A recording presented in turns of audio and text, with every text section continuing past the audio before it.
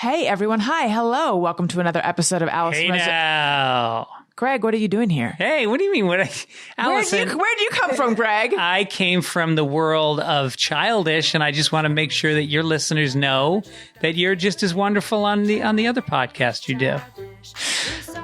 What if they don't have kids? Don't need them. You don't need them. A lot of our listeners actually tell us they don't have kids. We talk about sex. We talk about all sorts of dirty stuff, but also parenting stuff. Yeah. So check out Childish. New episodes every Wednesday, wherever you listen to podcasts. Maybe I should have got it fixed. Allison Rosen is your new best friend. Allison, we've had the good times never end. Allison Rosen, doing the wavy pencil dance again. Allison's your new best friend. Hey, everyone. Hi. Hello. Welcome to another episode of Allison Rosen is Your New Best Friend. I'm delighted to be here today with legendary comedian, actor, author, Laraine Newman. She was an original cast member of SNL. She was one of the founding members of the Groundlings. She's voiced characters that your children have definitely seen on shows and movies. And now she has an Audible original memoir coming out March 11th called May You Live in Interesting Times. Hello. Welcome. Hello, Allison. Thank you for having me. It's so nice. I'm delighted to be here. So I wanted to ask, the process of doing a memoir, which you said you tried to do like 9 or 10 times, but knowing that it's just audio, what was that like? Well, it was a whole different thing, but the chronology of how this worked, in my preface, I talk about how many times I try to rewrite. But the process was different once I was writing it for Audible because it had more practical needs, organize it chronologically, fact check, decide what I really don't need in it, which was plenty. And and then from there, you work towards having a working script. It takes a long time because they do vet it, they do fact check it, they do punctuation and grammar and spelling, and then they go do legal, and then finally you get a recording script. But you write it in a way that it's going to be a vocal performance. Right. So, what had been the challenge all those times before? And I say that I should acknowledge as a writer myself, like I completely get it. I have tried to write a true memoir so many times, and I haven't tried in a long time. But you had tried for years and years too. What was going on? Well, the first draft was just, everything that I could think of. And then I did the rewrite, I read it again to see what needed to be done in the rewrite, knowing that that's just a part of the process.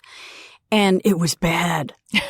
It was just, and then this happened. Mm-hmm. And I met them and they were really nice. And then we went there. I mean, it was so bad. So one of the hangups was that each time I attempted a rewrite, I'd write something that I really liked. Mm-hmm.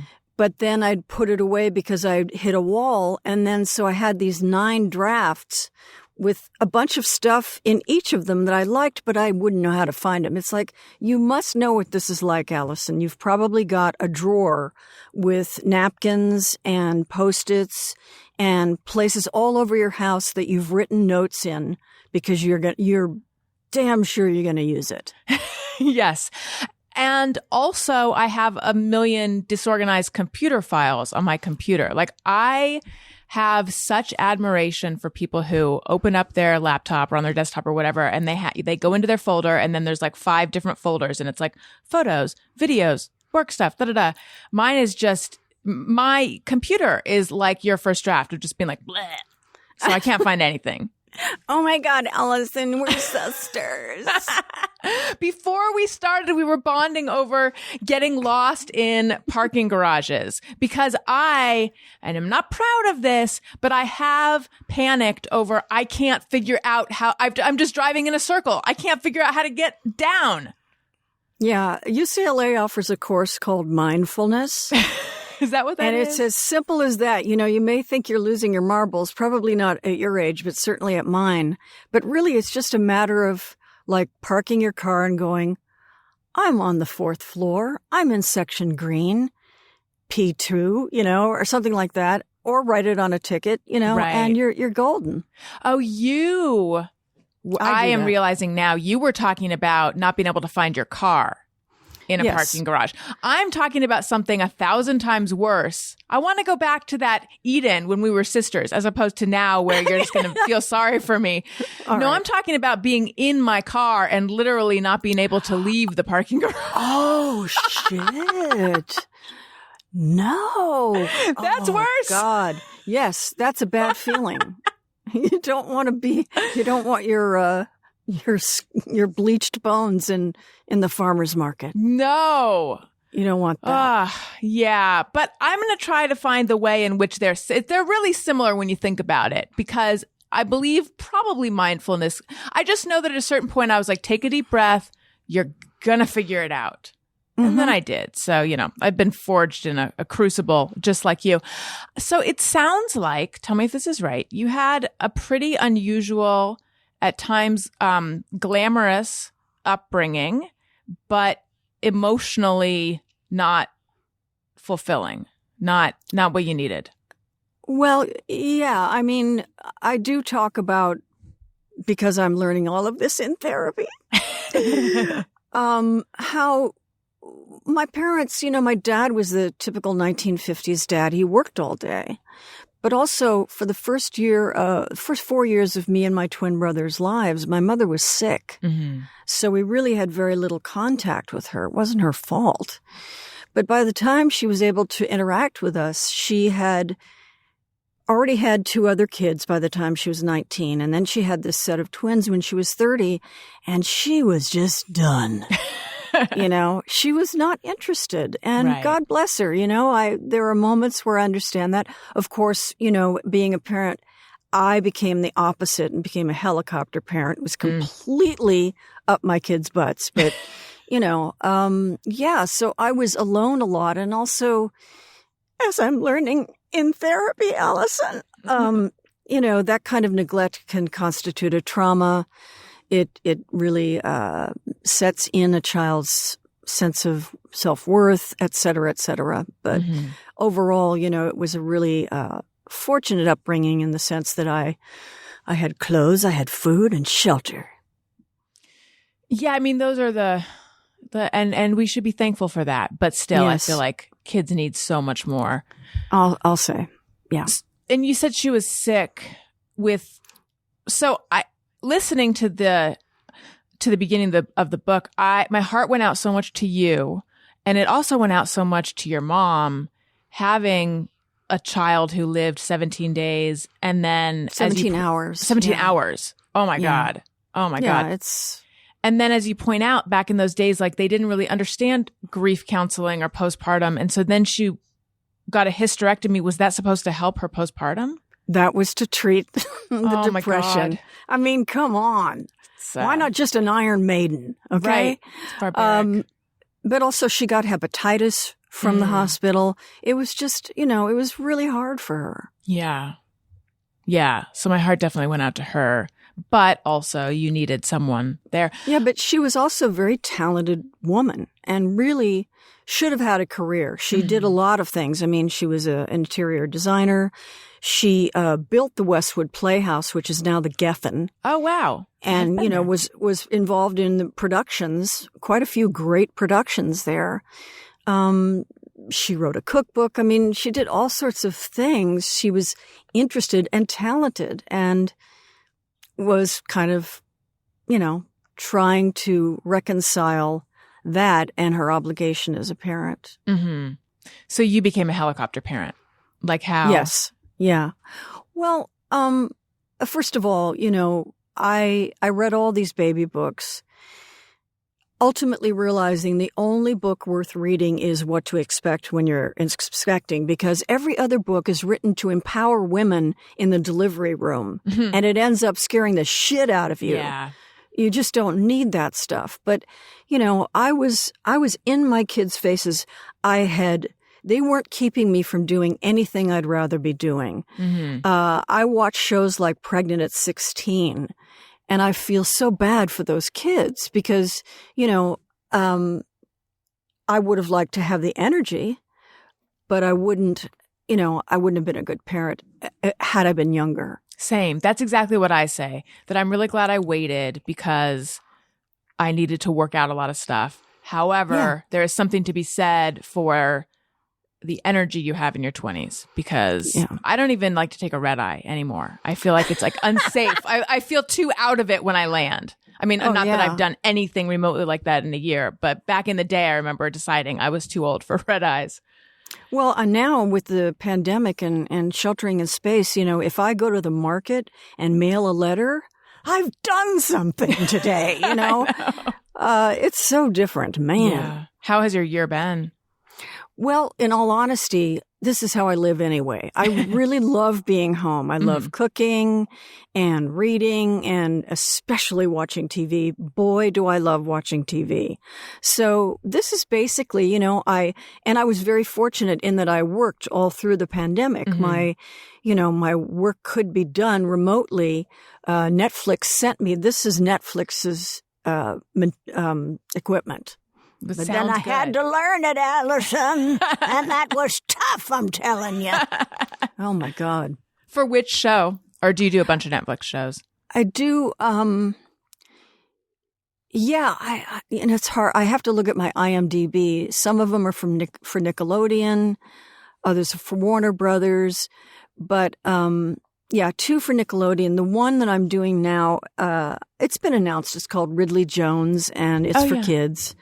And I don't know exactly when it's coming out, but we're recording our 2nd season. Well, that is nice that you've been able to work this whole time and it hasn't affected you that much. Yeah. Yeah. I also I consider myself an introvert. I consider myself I have reclusive tendencies. Like I'm fine going a number of days without seeing people. My younger sister, we lived together, and that's when I was like, oh, that's what it's so different. She's so different than I am in that she begins to just feel cooped up if it's been a few days of being by herself. And I'm like, no, I'm like just settling in a few days in. But this experience has made me realize the limits of that. Like I want the option of staying in while things are going on outside. Yeah, but also you have the energy drain of small children. That's true. I shouldn't have used the word drain. That's pejorative, but it is a drain. It is hard. We need our breaks. Yeah. Yeah. So you were on Kids Say the Darndest Things, Art Linklater show when you were 4, and you heard the laughter and it felt amazing. And then talk me through how you got into performing after that. Well, I mean, there were, when I walked to school, I would tell the neighborhood kids stories that I made up, which were an amalgam of things I'd seen on TV. And then I started gaining a following, which was really exciting. Even big kids were in the group. And I was always afraid I'd be busted. They'd recognize a plot from Caltiki or something and I'd be finished. But, there were school performances, there were camp performances. We put on an original show in our neighborhood. But I never thought I'm going to be an actress. I just thought this is the best fun ever. And the response that the audience gives me feels so good.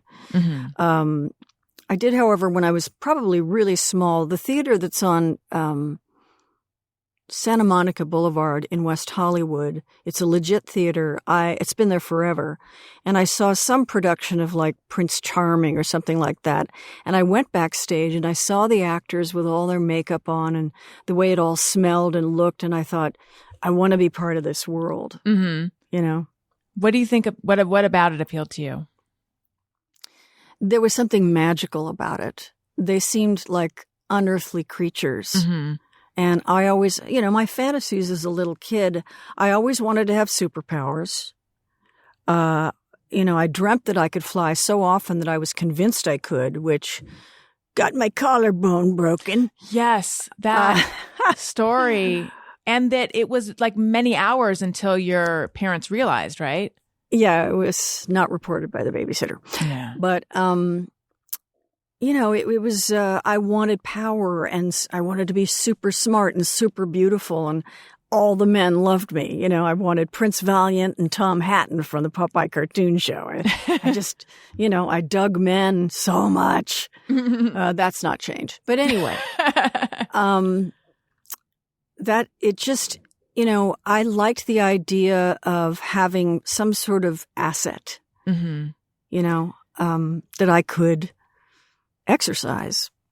The word that came to my mind when I was imagining these actors and their makeup and wanting to be part of that world, the word in my mind was invincible. Like there's something to me invincible about an actor performing in his or her, in their role, that like while that production is going on, that world is safe and invincible and magical. Yeah. What can I add to that?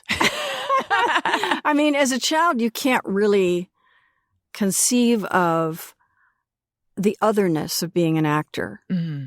You only know what your response to it is, not what it would be like for the individual actor. Right.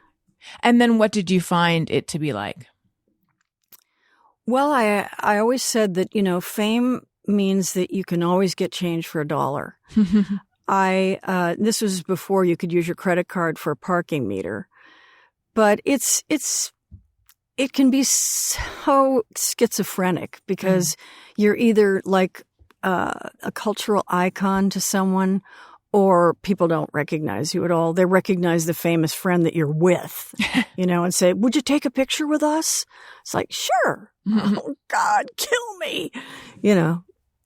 Were you able to enjoy the height of your fame? That's a mixed, that would be a mixed answer. Sometimes it was great, and we'd find ourselves in situations, I think when there was an IATSE strike, we shot one episode in Brooklyn, and the band was the musical guest. Mm-hmm. And so Gilda and I were up in the bleachers watching their sound check and just looking at each other like, God, we are so lucky. This is unbelievable.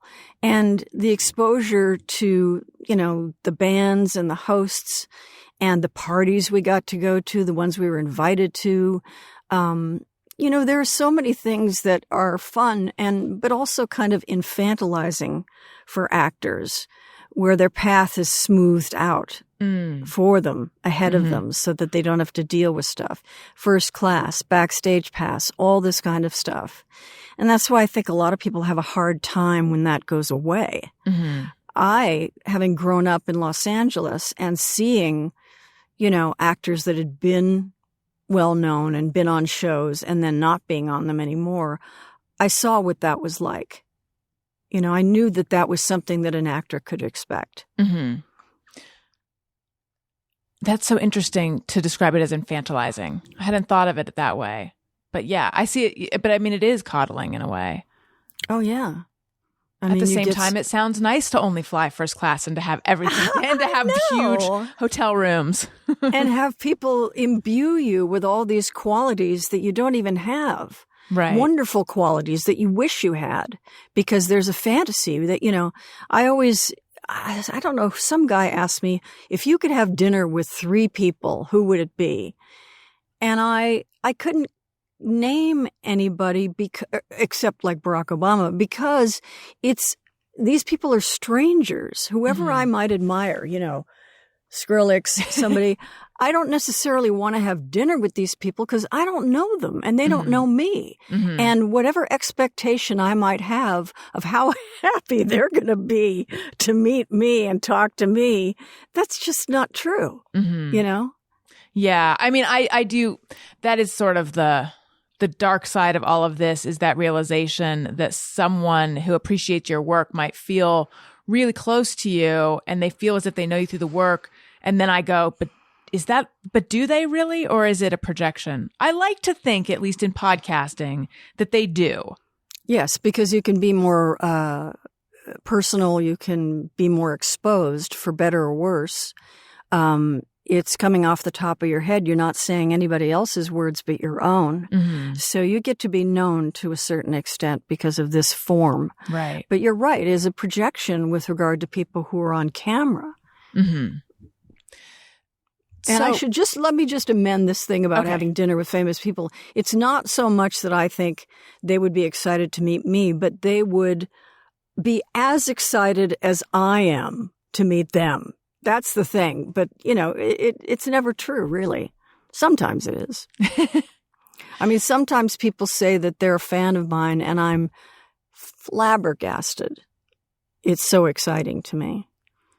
I think the first time I had that happen, there was a cast party. Well, actually, it was at a party, and Woody Allen was there. Mm-hmm. And he came over to me and said, "You're the best thing on that show." Oh, wow. Yeah, and I was thinking, gee, he watches this show. I'm amazed. But also, there was a cast party for the first movie I did while I was on SNL, which was American Hot Wax.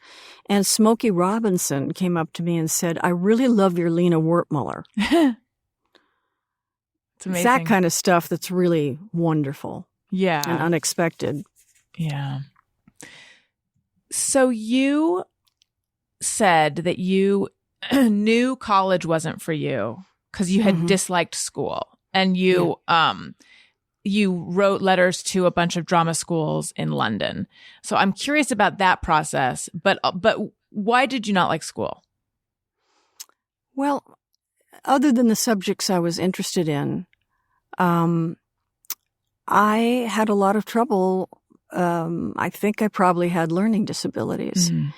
And because there was no name for that, I just felt this incredible confusion and anger and fear at the fact that everybody else seems to know what's going on and I don't. And I didn't necessarily think I was stupid. So I just felt kind of persecuted in a way that somehow they got, they were sent down from the Lord with an instruction book that I never got. So I just felt like, it would have been more of that. And I really wanted to do, I wanted to do what I wanted to do. So it was kind of that too. So you wrote to schools in London. Was this, that just strikes me as so enterprising for a high schooler to do that. Did you have an adult helping you? Yes, I had a therapist Joshua Hoffs, who was Susanna Hoffs' dad. Oh, wow. I was Yeah, such a and- Bengals fan. Yeah, and he gave me really practical advice. He said, "What do you want to do?" And I said, I don't know. I mean, I never really knew what the name was for what I did because I wrote a lot of my stuff, but I was also in high school productions. So I guess that means an actor, So, and he said, "Well, do you know of any acting schools?" And I said, "I only know of the ones in England." So he said, "Write to the British consulate and get pamphlets for them." So that's what I did. It was because of him, really. So you were already in therapy as a teen. Oh, God, all through. Yeah, I was in therapy a lot. Mm-hmm. What was it? Did the school? Why does she lock her door? Who had put you in therapy? My parents. Why? Yeah. I literally, because I locked my door. Oh, it and really they was 'cause of also, that. yeah, and they knew I was doing drugs too. Mm-hmm. And when did you start doing drugs? When I was 13. What was that like? Well, it was, those scenes in movies where rays of light filter through clouds onto the horizon? Yes. It felt like that, all these bad feelings that I had all the time were immediately washed away. I had, all the guys who are listening to this right now, you can turn it off. I'm going to talk about my period for a second, just a second. It's okay. They're used to it. I talk about it all the time. All right. Well, I got monster cramps. They were awful. I mean, they were so bad that when I had my first daughter and I was dilated to 5 centimeters, I didn't need any drugs because it was like, You're yeah, used to it. I remember this. So, but I was prescribed something called Darvon. And someone said that if you take it apart there is a little pink pill in the middle that is codeine, and it'll make you high. Oh, wow. And Allison, I was such a nerd and such a good girl and obedient and every other aspect of my life, but I had no compunction about taking this thing. And it just, the feeling that I had was, it was just nirvana. You know, it was just, finally, there was something that took away that bad feeling, that made me feel embraced. I mean, a lot of times they describe opiates as feeling warm from the inside. Yeah. Warm from the inside. Not hot, which is unpleasant, obviously, but warm. Right. And protected, and slightly removed from the situation, which was a wonderful place for me to be. Yeah. So did you, were you abusing the codeine? Oh, yeah. Yeah. And this was Beverly Hills High School. So, you know, Less Than Zero is a really true book. And, you know, drugs were abundant. They were available. But again, I wasn't doing serious drugs at that time. You know, I moved on to marijuana and did that a lot, and then tried psychedelics for a while. But that was really the limit.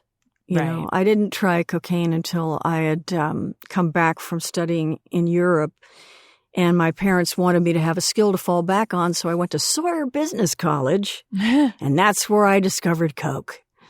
So, Wow. be careful. Right. Be careful when You know, try a to- trade school offers all sorts of delights. I want to tell you guys about something I love, and that is the purple mattress. I'm holding up a little sample of what it's made out of. It's really cool. The purple is comfort reinvented. Only Purple has the grid, which is a stretchy gel material that's amazingly supportive for your back and legs while cushioning your shoulders, neck, and hips. I don't know how it does it. It's just fantastic. And because of how it's designed, the grid doesn't trap air. Air is able to flow through it, so you don't get hot all night. The grid bounces back as you move and shift, unlike memory foam, which remembers everything. And that's why memory foam has craters and divots. Look, I don't know about you, but I don't want my mattress remembering everything. I want my mattress to have selective memory. Like me at this point. Right now, you can try your Purple mattress risk-free with free shippings and returns. Financing is available too. Look, you guys, the world is becoming increasingly uncomfortable. You want your bed situation to be a haven. You want it to be the ultimate comfort. Purple really is comfort for an uncomfortable world. Right now, you'll get 10% off any order of $200 or more. Go to purple.com/bestfriend10 and use promo code bestfriend10. That's purple.com/bestfriend10, promo code bestfriend10 for 10% off any order of $200 or more. Purple.com/bestfriend10, promo code bestfriend10. Terms apply. So you went to London for your final round of auditions and didn't get into any of the schools. And is this right? You talked to your mom and she had a recommendation for you. Yeah, she recommended that I go at least look at Marcel Marceau's school because I had already studied mime since the age of 16, mime and improv. So I went. And I really wanted him to say no because I was scared. I didn't want to have to move somewhere where I didn't really speak the language. Right. Although I caught on pretty quickly. But it was a great experience. I was there for a year. I mean, that just seems like so you were 18, 19? Yes, 18. To all of a sudden go off to Paris to study mime with Marcel Marceau. Mm-hmm. I feel like kids these days don't do kids of any day don't do that kind of thing, but especially now they don't. I mean, that just seems it's so worldly. It's so fancy and worldly. Well, I mean, we were a middle-class family, but I had enough money to live cheaply, you know, and I had a roommate and our apartment was literally a concierge's converted office. It was really small. And it had, right next to the kitchen was the shower which also contained the toilet, because there's this thing they call the Turkish torture, which is literally a place for your feet and a hole so that you have to squat, you know. And that was right next to the kitchen. Yay. Appetizing. Yay. So did that for a year. And were you thinking that you would, like, what were you thinking you would do after that? Well, see, I've been realizing that I've had to say this in a lot of the interviews I'm doing. I'm not a big picture kind of person. I just always followed my interests. I followed the things that I was really, really fascinated by. And that always led to the next thing and the next thing and the next thing. And it's really, I think, why I seem to have the luck and the serendipity to be at meaningful moments in pop culture, whether it be, you know, living in Los Angeles and the British invasion and the accessibility. I mean, I saw the Beatles twice, and, you know, there were clubs where you could see everybody, you know, and then when the Comedy Store opened, which was really the first of its kind, it was the first club that had exclusively stand-up. No music, nothing, just stand-up. So I witnessed that. I witnessed this whole kind of growth and burst of comedy, saw all the stuff that was going on in town. And then we, at the same time, were starting the Groundlings. Is that where you were had to do Trust Falls? Was that the Groundlings? Yes. Can we talk We only for a had to moment? do it once. Let's talk for a moment about Trust Falls, because I also detest Trust Falls. I'm not sure that it really I'm not sure it does what it's supposed to do, but do you know, does that still happen nowadays, or was that a specific moment in time? I couldn't speak to that. I have no idea, but I can bet you that they don't do it in the Groundlings now. Right. They don't have a wall to fall off of. You know, this was the Cellar Theater on Vermont before we moved to the Oxford and then moved to Melrose. So I know a little bit about how you got into SNL. Lauren had hired you to be in a Lily Tomlin special, right? Yes. And then how did that translate into being, you know, in the first iteration of SNL? He was hired to create a show for Carson reruns, I think on Saturdays. And they just let him do whatever he wanted. And so he went looking for performers, and he came back to the Groundlings, and he actually offered it to several other people in the company, but they turned it down because they thought, for various reasons, they turned it down. But I was game. Again, it was like I was just following the things that were exciting and interesting to me. And I don't mean that to sound cavalier. No, it doesn't. I was very excited about it. I don't think that sounds cavalier. And I think that is now advice given to people who are trying to figure out what to do. Like, well, what excites you? Follow your passion. You did this way back before everyone else discovered it. Well, now also it really pays to be, and I think most kids are very entrepreneurial. You know, both my kids do stand-up, and they create their own shows where they book the talent and find the venue. You know, I mean, 25 and 22, these kids are doing this. Right. They have all these tools like YouTube and the iPhone to make, you know, their own content. It's just, they've really got the power. They've got the power. So how is that, having children who are doing comedy? And do you weigh in? Do you hold back? Only if they ask me. You know, they have the aptitude for it. They're both really talented, more talented than I ever was, and which is a joy for me. And they both have incredible minds, very unique minds and approaches. And I think part of it was because when I drove them to grammar school, we're talking like kindergarten, first grade, all the through, I was playing Patton Oswalt and Maria Bamford and the Sklar brothers for them.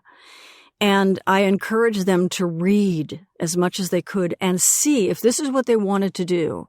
I encouraged them to see everything they could possibly see so that they would not do that that they would do something entirely different. And they sure as hell did. That's great. Very proud of them. How do they live? Do they still live here? The younger one lives here. The older one lives in Brooklyn. Have you been able to see the older one during this year? Yeah. Oh, Okay. not during the pandemic, no, but FaceTime. That's it. You've been able to quote unquote see.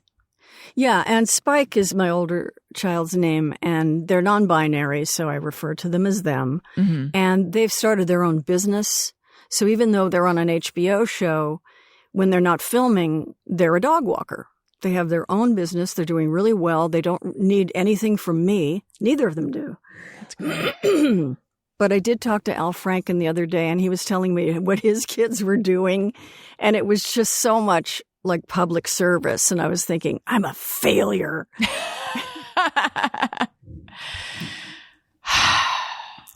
God, I hadn't even, of all the things that I want my children to be, I hadn't even thought of and I've got to instill public service works as a thing. Yeah, do. well, it becomes a requirement in high school. Mm-hmm. You have to have it on your college application. And with Spike, I knew that she loved Patton Oswalt. So I was just kind of sniffing around, finding out stuff I could about him. And I saw that he got involved in something called 826LA, which was a literacy advocacy program in Venice. And it was not on the list of so-called, public service stuff for their high school, but it was able to be put on there. And they worked there, they tutored there for a year. And it was really great on their application. I bet. So I wanted to ask a couple questions about specifically those 5 seasons on SNL. Well, actually, let's go to the end first, because you and I were talking about how I'd had Bobby Moynihan on last week. Yeah. And he chose to leave after 9 seasons. I'm always curious about that decision to leave. What made you decide to leave? Well, our contract was for 5 years. Okay. And it had been 5 years, and Lorne was leaving. Mm-hmm. And nobody wanted to do it without him. The network approached each of us individually asking if we wanted to stay. Mm-hmm. And I know that I didn't. I really wanted to go home. Yeah. How was the schedule just as grueling back then as I always hear about? Just the staying up all night? Nothing has changed. It's so interesting to me. I hear, past and current cast members talk about the schedule. I remember years ago hearing Andy Samberg describe the schedule, and I'm thinking, man, it's exactly the same. And then Fred Armisen and Cecily Strong, same thing. They both said, this is what happens. And I'm like, man, it's just how it was. Mm-hmm. That must have been hard, except you had that young 20-something energy. Yeah. And also we were being allowed to do stuff that made us laugh. And that's a really wonderful gift. And it also feels very special that we're getting that freedom. And look they're putting us on television doing it. Yeah. It was a great feeling. Did you invent our idea of Valley Girl? Oh my God, you're putting me in a position of humble bragging. And, it's like that's a claim to fame. But yeah, I guess I did the first one. Yes. Because you did that. And you're welcome. Thank you. Kill me. You did that in your audition, right? Because that's on YouTube. It's like a SNL screen test, and it's Sherry. Yeah, it's the monologue from the Groundlings that was eventually used in the Godfather group therapy sketch on SNL. But that was a piece that I did in the Groundlings. Right.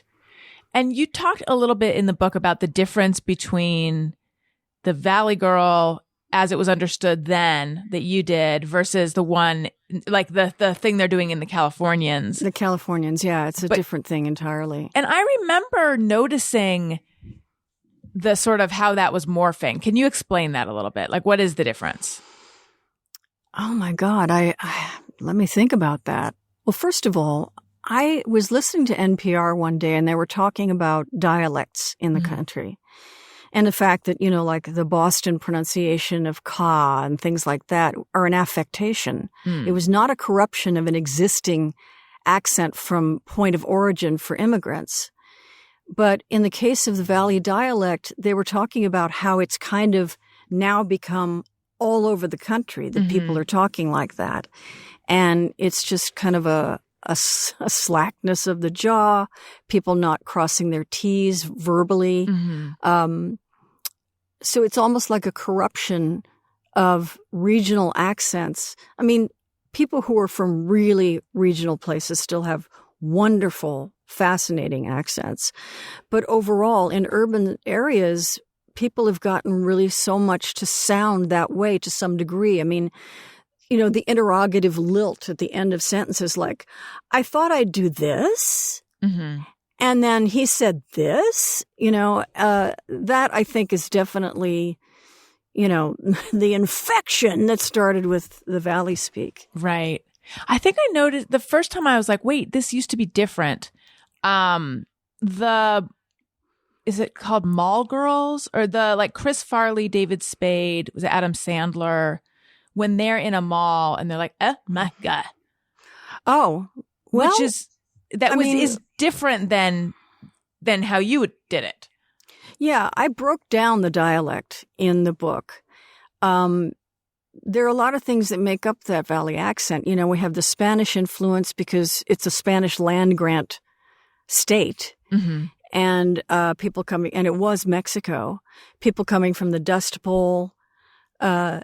But I noticed that there was like a glottal L to begin with. So words like really would become roly and probably would be proy, and the ing endings would be een, like I'm going and I'm starting instead of starting. Right. And of course, contractions were fun. Wouldn't was wouldn't and couldn't was cunt. And you mention when you were on the California, you came onto the Californians as, is it Kristen Wiig's mom? Yes. And you were going to say cunt, but then you chickened out. How come? I just thought it would have been really selfish. And I didn't know what it would have done, to the show, because that's certainly a word that is not used. I mean, God knows they bleep out a lot of stuff and we know perfectly well what word they're saying, but I've never heard them bleep that out. Right. So I was ambivalent because, I wanted to do it for the fun of it, but I really thought that it might have been damaging to the show and I didn't want to do that. Yeah. The Exorcist 2 sketch with Richard Pryor that I was just like crying, laughing at. But why? So I know that. So you play the girl who's possessed. Yeah, Reagan. I couldn't remember if it was Reagan or Regan. And by the way, I've never even with my eyes seen The Exorcist. It was played at a slumber party I went to, and I hid under a blanket the entire time, and it still scared the crap out of me. Yeah, it's a good one. Yeah. I don't know if I could handle it now. I don't think I could. But anyway, you play the main character. And Chevy Chase did the voice when she's possessed, though. But why? Because I had to be body mic'd. And there's a part where Richard Pryor has to throttle me. And his hands would have banged against the mic. Got it. And made a bad sound. And boy, did I want to do that voice. Yeah, I bet. Your mother sews cocks in hell. Wait a minute. Socks. It's socks, okay? Really wanted to do it, but we couldn't. Yeah. Oh, that's disappointing. But he got a line wrong. Is that right? Yeah. And of course, it made it look like it was my mistake that I was mouthing the wrong thing, but I think he was just messing with me. I looked at your website and I saw that you're a big Coachella fan. Very, very big fan. Yes, I love Coachella. I mean, I've been going since 2010 when it was only one weekend and it was 2 days and you could buy a ticket for a single day if you wanted to. And it was a really well-kept secret. And I had a friend, an ex-boyfriend whose daughter was in a band that was playing there. So he was dialed. He told me where to stay and do the shuttle and the whole thing. Although the first year I wasn't hip to that. And boy, was that a misery. Because it is literally a mile to the entrance of Coachella. Have you been there? I went, not to sound extremely cool or anything, but I did go the very, very first year, but just for one day or one night. Who was playing? It was Rage Against the Machine, and I can't remember anyone else. That's all I remember. No. Rage Against... Who else I know they played when I was there, so maybe they played twice. Probably, but the first one, I think, was in 1999. Mm-hmm, that's the year that I went. When you were 2. Yes. That's right. I was 2. Mm-hmm. I'm very young. So yes, some of my references seem older than I could possibly be given how young I look, but still. Speaking of looking young, I have to ask, this is just now a selfish question, but I'm just always curious about it. You mentioned that you resisted getting a nose job, even though a lot of your peers were doing that, but then ultimately you did. Yeah. And I've shared this on the show, but I've had no work, but I have been like fantasizing about nose jobs and curious about them and looking at pictures since I was 15. I feel like if I was going to do it, I would have done it before, but I still think, I find myself thinking about it like all the time. What was your experience with it? And why did you finally do it? Well, as you age, the cartilage in the tip of your nose breaks down. And that's why, Crohn's and older people are depicted as having hooked noses. And I knew that was in my future, and I'd always hated it. And, it was like, let's put on a new hat, But what I've learned about any kind of work is that you lose one problem, but you gain another. It's like now my nose is wider than it was. And so it's always I think that right now I probably would have had it done a little better. Right. Did you experience happiness somewhere on the spectrum of happy to elation over how your nose looked? Yeah, I was happy with it. I was very happy with it. There are times when it looks really like a nose job, but there are other times when it doesn't. And I'm really grateful for that. And also I've aged into it, so it looks more natural. And the pain? No, it's no pain. No pain. No, and who's afraid of pain? Me sometimes, but maybe. Well, if you watch RuPaul's Drag Race, you know that to be beautiful, you have to suffer. Yeah, there's this account that this is how much I'm like still, I'm like somewhere between enthusiast and aficionado of other people's nose jobs. There's an account that I follow, and it's this woman sort of charting her rhinoplasty journey. And right now it's still swollen. She's a handful of weeks out and it's really swollen. And she's really worried about something called polybeak, which I had not even heard of. I don't know what it's that like, is. She's in England. So maybe it's when it heals, but you have sort of a roundness, like a kind of almost like, parrot? yeah. So she's really worried about that. And it seems like she's regretting it a little bit. Has she had more than one? No, this is her first one. I think. Now I got to look it up. You got to tell me what that is so I can take a look at it because I'm curious. I'll send it to you after. I'll send it to you on Instagram. Okay, so you leave SNL after 5 years, and then what did you do? Fuck all. Really, I didn't know what to do, but things kind of fell in my lap, and I had a really good agent. So I never really, the only years up until now since SNL that I didn't work were the years I had my children. So very good packaging at ICM, a wonderful agent, Michael Black and Iris Grossman. They kept me working. But I was also doing, live shows that were really fun, but didn't make any money. But they were great experience. I mean, I did things that I really benefited from, but they were kind of, I guess what you would call alternative, like a show that we did in the Blossom Room at the Hollywood Roosevelt Hotel called The Hollywood Primary. And it was a political comedy review with sketches, and, Chevy was in it and Chris Guest, and it was all these wonderful people. And then I went back to the Groundlings and took classes there for a while and came up with some new characters. And there was a performance for that, which scared the shit out of me. Why? Well, because I felt like there would be an expectation that I would be something spectacular, which I didn't feel I was. And especially seeing the new talent that was coming up, they were just so dazzling. So I felt I had a lot to prove. See, I'm wondering if you think they were intimidated by you, given that this is Laraine Newman from SNL and founding member of the Groundlings. Well, I only know what I thought. And what I thought had to have been what they thought. I can relate. You know to what I that. mean? Yes. Being ironic there. Because everybody feels the same way I do about everything. I mean, maybe they do. Oh, no! No, I don't think so. When did you get sober? 1987. Didn't know I was going to get AA, but it was the only thing, because I had tried to stop using before that, and it's the only thing that really worked. And it's a great community. It's a great way of living. It's basically, tell the truth. When you fuck up, own up to it. Be kind. Be of service. It's a great way to live.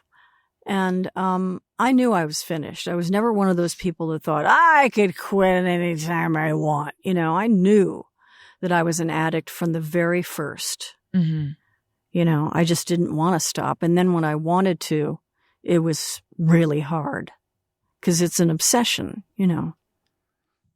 What was the substance you were using at that point? Cocaine. I was a specialist.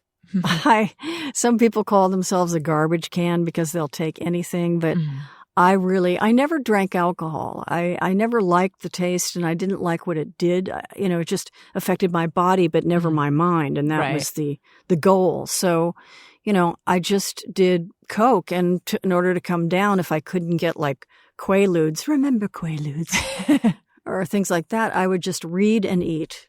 That's how I would come down. But yeah, it was just cocaine. And I had someone in the neighborhood who delivered and took checks. Oh, nice. Yeah. Checks. Oh, my God. Mm-hmm. You said that when you were done, you were done. You wanted to be done. What made you want to be done? I had an audition, which is always a trauma. And it was one more abysmal, humiliating thing. And my agent, Michael Black, called me afterwards and said, "How did it go?" And I said, "I was terrible." He said, "Good. I just wanted to make sure that you were aware of that, because I got to tell you, honey, they called me and asked me what was wrong with you."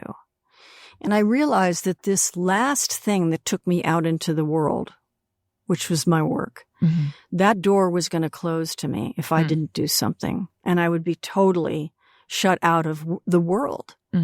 So, I did what was suggested, and put one foot in front of the other, and it really worked. What had happened at that audition that made them call him? Sorry to make you relive this. Oh, God damn it, Alice. I mean, first of all, I knew the director. So my way of ingratiating myself with him was to kind of bond with our mutual dislike of someone. Now, this is bad-mouthing someone in front of the casting director. Yeah. It was just obnoxious. And then my reading just was terrible because I'm not good at auditions. So it was a wonderful combo of me being an obnoxious asshole and a lousy performer. I keep reading reviews of various SNL oral history books, and they talk about how it seems that everyone, or maybe it's just two different books, but I read a few reviews of these two different books. And in the early days, to hear people tell it, Chevy Chase was just very hard to work with. Was that your experience of him? No. But I can't say how it was for the guys. It might have been a different thing entirely. But Chevy was always lovely to the girls. He was always nice. He wasn't abusive in any way. I mean, it was the cast was wonderful. I realized this in doing press for this book is Nobody ganged up on anybody. And there were never cliques, which is remarkable when you think about it, because it's just like a group of people, but it's like a lifeboat that you're all, contributing to this effort to survive, Mm-hmm. and also coming from an improv background, it's all about supporting the other actor. Right. So that we're really fortunate that way, that we all were at least polite to one another. That is wonderful. What was your relationship with Gilda like? I know that you have said that you were never as close with her after as you were during your time at SNL. Yeah. Gilda was wonderful. She's a wonderful person and so loving to me and so supportive and affectionate, except when she had a boyfriend and then nobody saw her, But as hard as she worked, she was very kind to me and everybody. And we had situations during the show, which is in the book, where she and I were caught in some pickles. I'll tell you, Allison, we were in a couple of pickles together. And she always made them great. And she always made me feel special and loved. She would make a big deal about people that she cared about. She would give parties for people and birthday parties and things like that. And even after the show ended, I would find a present on my doorstep on my birthday, even though I haven't talked to her in maybe, a year. Mm-hmm. And that's a lovely thing to do. Yeah. Are you like that? I can be, yeah. Yeah, when I remember. But yeah, I do give a lot more presents now than I used to. Mm-hmm. And people are always amazed by that. And I write thank you notes, which people are also amazed by. I've tried to get my kids to write thank you notes. It's so important to me. Yes, I can remember my mom really crawling up my butt about thank you notes. But you're right. And I feel like now it's really, you really don't see them that much. No, and people can email or text them, which is at least something. Something. But I still have to, well, not anymore, but I did have to ride them a lot to get them to do it. They're very much more mature now and do it on their own. All right, let's do Just Me or Everyone. Sometimes I ponder on something I have thought or done. Is it just me or everyone? Okay, so That is Laraine, you beautiful. have one or a million, right? Yeah. The one I think I'll talk about, and if I think of the other ones, that'll be good if I Okay. remember them. But, and especially because of the pandemic, I'm watching more TV than ever.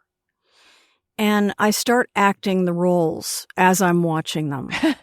Or if there's something going on in a plot, I'll talk to the TV. Mm. Like, this always drove me crazy in Walking Dead when the horde of zombies is right on their necks, but somehow someone has to make a speech. That kind of I shit know. drives me crazy. And Yes. it's that way for everything. The radioactive ray is going to hit the surface of the moon and we got to go. But someone's taking a long, smoldering, lingering look. Why? I know. But What else have you Yeah. been watching? I have to. Okay, I don't think I begin to act things out. I think I do a little bit talk back to the screen. So I think that's Yes. probably everyone. Yeah. Yeah, I What else think have you- everybody talks back to the screen. What else have you been watching?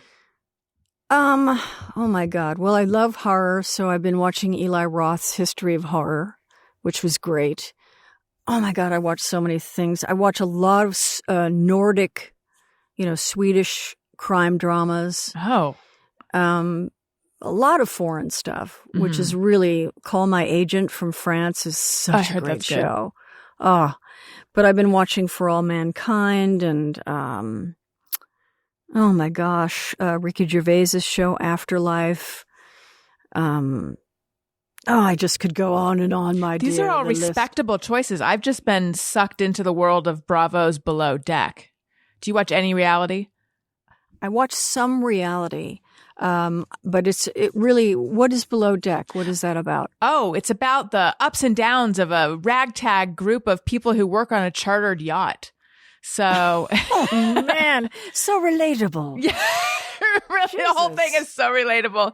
So they work on the chartered yacht, though, but then it also focuses on the guests that come on the chartered yacht. But it's really about it's like the deck crew and then the interior crew and the chef and the captain and how they relate. Hierarchies, upstairs, downstairs. Yes, exactly.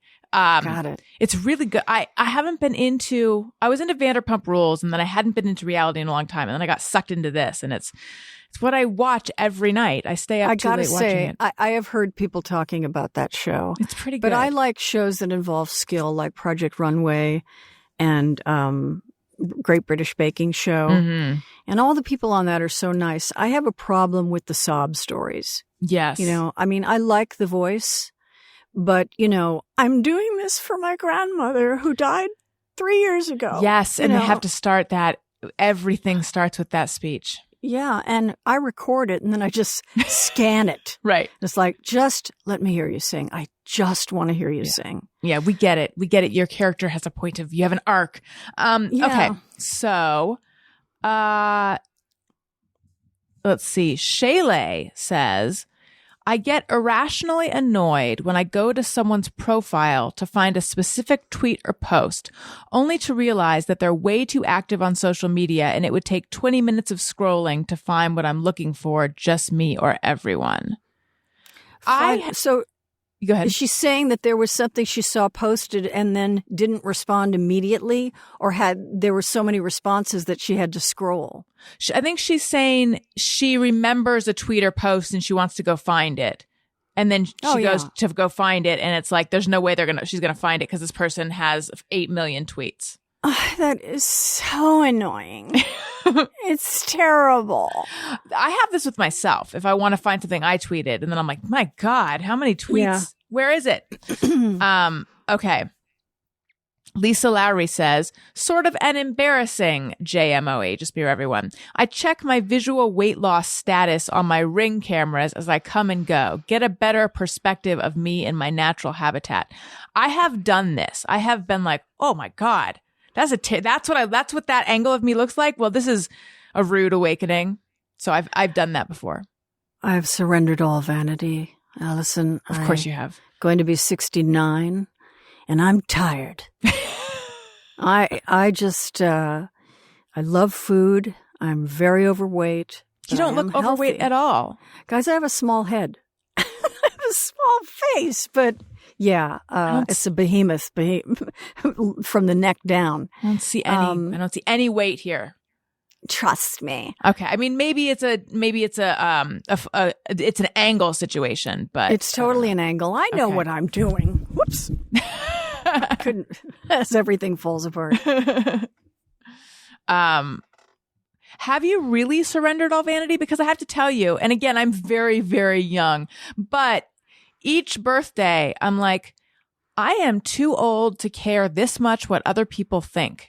And I mean, it's been like 10 years of saying that to myself, but still, I mean, incrementally, I'm getting closer and closer to like, I don't know, a better place, but it's hard.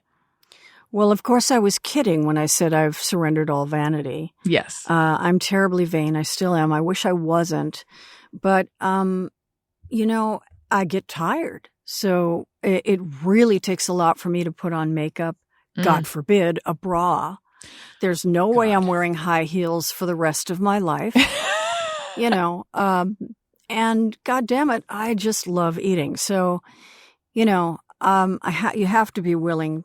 And I'm not going to chronicle my weight. I'm just not going to do it unless I'm actually trying to lose weight. But I'm just not doing that right now.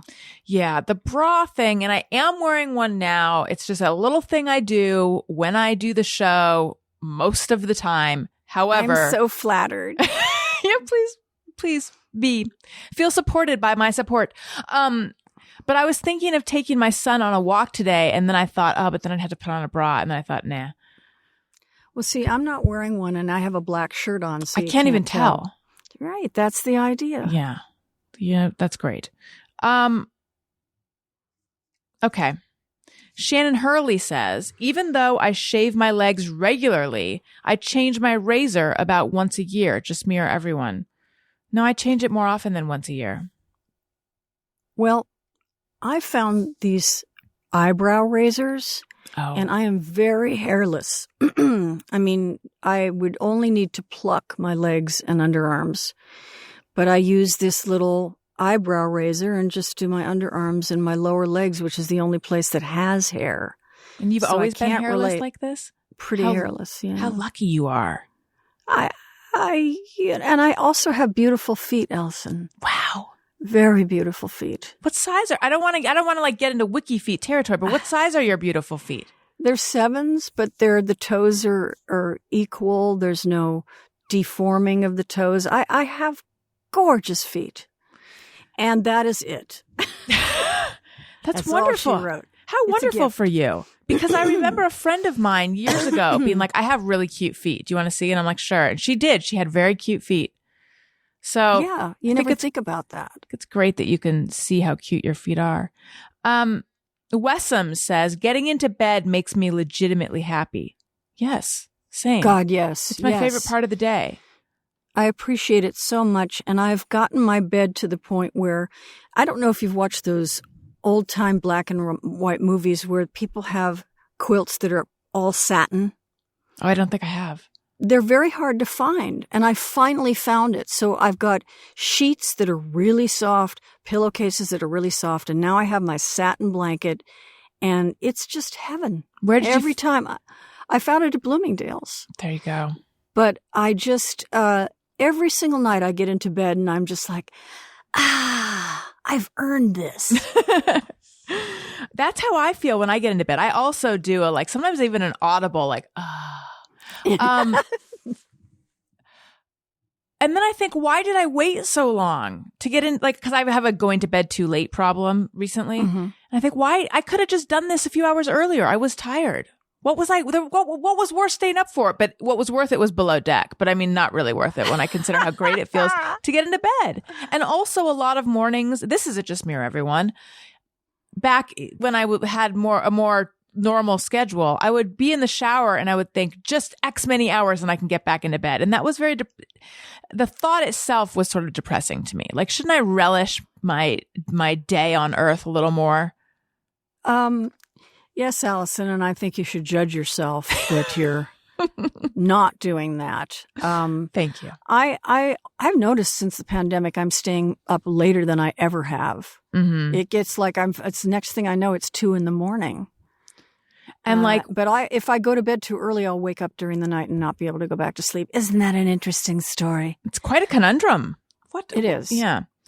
Laraine Newman, it was so delightful having you on the show. Thank you so much. This was so fun, Alison. Thank you. On March 11th, it's available for pre-order. So right now, everyone should go get May You Live in Interesting Times, your Audible original audiobook.